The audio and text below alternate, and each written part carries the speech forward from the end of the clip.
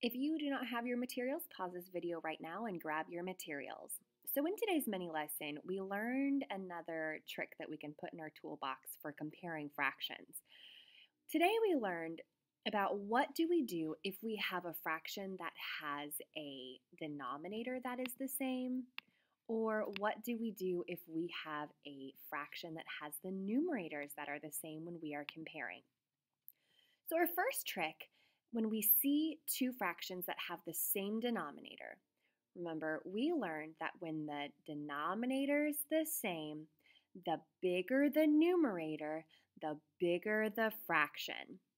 Because if we were to draw these out, this would be 7 somethings with 2 shaded in, and this would be 7 somethings with 4 shaded in. So which one would be larger?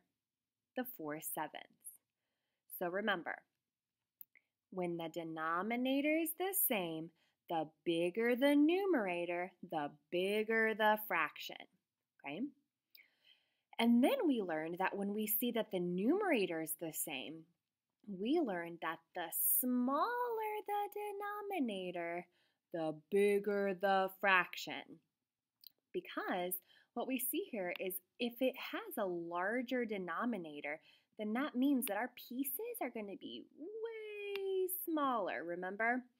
So, and I don't have enough time to draw 8 somethings, but they would be super tiny and then we would only be shading in 2 of them, right?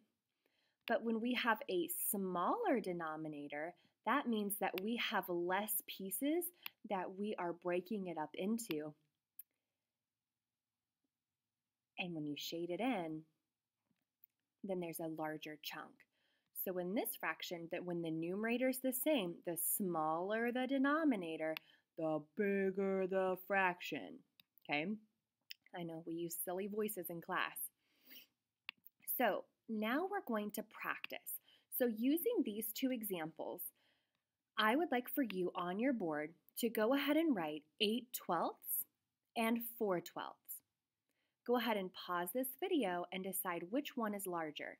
Is it 8/12 or 4/12? Go ahead and begin. All right, so now that we have had an opportunity to practice this on our own and hopefully using our anchor charts to help us in class, we have, in this problem particularly, we have a denominator that is the same. So remember, we learned that when the denominator is the same, the bigger the numerator, the bigger the fraction. So this one has 12 somethings with 8 shaded in. This has 12 somethings with only 4 shaded in. So in this case, 8/12 is the largest.